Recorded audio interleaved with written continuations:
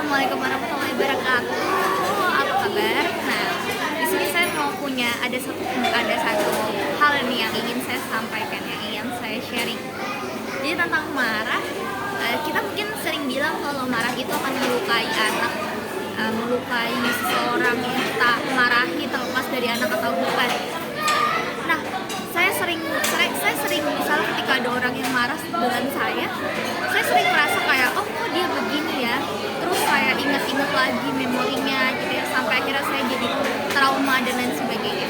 Tapi kenapa kalau mama saya yang marah kepada saya itu saya bisa menerima dengan sangat-sangat baik.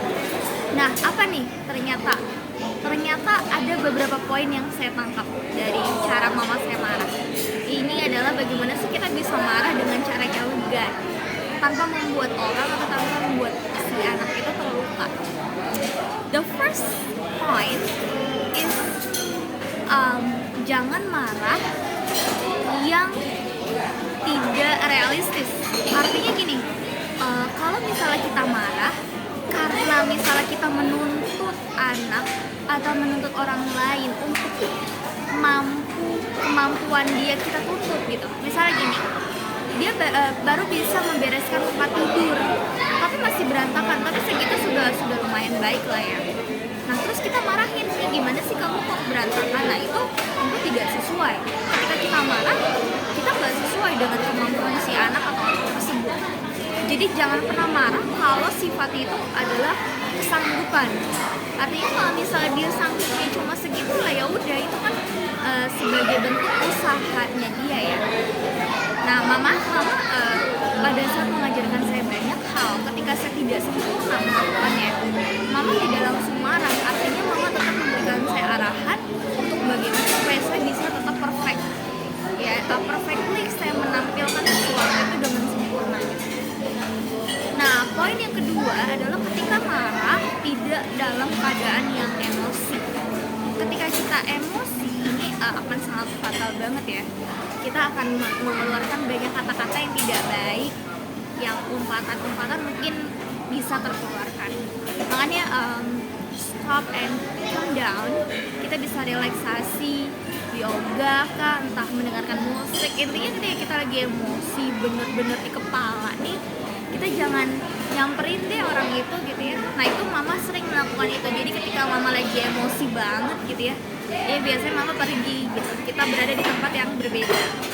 Nah terus yang ketiga adalah bicaralah dengan menyampaikan alasan yang jelas. Kebayang gak kita udah marah-marah tapi orang itu nggak tahu sebenarnya kita kan marahnya kenapa. Kayak gini nih, saya pernah nanya sama seorang anak, kamu pernah nggak diomelin ibu? Iya pernah. Gara-gara apa? Karena apa? Karena aku menumpahkan air. Kamu tahu nggak kenapa sih kalau menumpahkan air ibumu marah? Nggak tahu. Nah jadi jangan sampai hal itu terjadi gitu. Ketika kita memang anak kita ini perlu ditegur, artinya berikan alasan yang jelas kenapa kita bisa marah dengan perilakunya. Misalnya ibu tidak suka nih kalau kamu mukul teman, karena mukul teman itu begini. Nah kalau teman itu pasti akan sedih, dan kita jelaskan gitu kenapa sih kok nggak boleh gitu.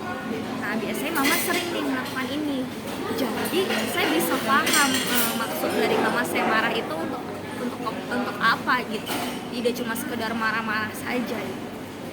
Nah yang selanjutnya adalah mama saya ketika marah itu selalu mengedepankan yang namanya diskusi di akhir. Jadi mama saya marah nih, oke lah saya dimarahi gitu ya, tapi setelah itu mama saya akan diskusi, kamu tahu nggak kesalahan kamu tuh begini, nanti kamu begini. Jadi kita selalu mengedepankan komunikasi gitu ya.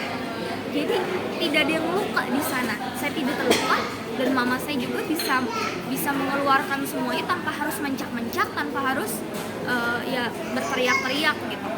Dan mama saya tidak pernah memarahi saya di depan umum. Artinya ketika kita lagi ada di mall, apalagi ada di suatu tempat dan saya melakukan kekeliruan, mama saya akan tunggu dulu sampai orang-orang pergi dan baru deh kita di situ akan diskusi. Itu dia bagaimana cara marah yang elegan dari mama, yang saya belajar banget di parenting ini. Saya belajar juga dari mama gitu. Nah mungkin mama ada yang mau dipesan?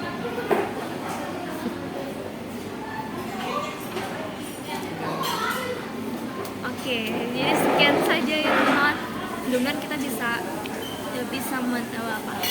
kita marah, kita bisa menggunakan cara yang lebih elegan dari yang seharusnya. Marahlah dengan kata-kata yang bisa dimengerti. Jadi jangan pakai kata-kata yang menyalahkan. Yang kita mau rubah itu perilakunya loh, bukan pribadinya. Artinya kalau misalnya kita ngomong, kamu tuh keras kepala banget sih, berarti kita lagi nyerang pribadinya nih, bukan perilakunya. Perilakunya apa? Misalnya dia tetap pergi, padahal kita udah melarang, itu bahaya. Daripada kita ngomong kamu keras kepala deh, nggak ada orang yang mau terima kan. Nah jadi kita ngomongnya ya ibu khawatir kalau kamu tetap pergi ke sana. Jadi apa yang mau kita rubah, yang mau kita serang itu adalah perilakunya, bukan pribadinya. Yang mau kita perbaiki itu apa yang dia perbuat, bukan pribadinya. Daripada kita ngomongnya keras kepala banget sih, nggak mau denger banget sih, kayak gitu banget sih, itu pribadinya, tapi bukan perilaku dia yang sebenarnya. Itu dia teman-teman.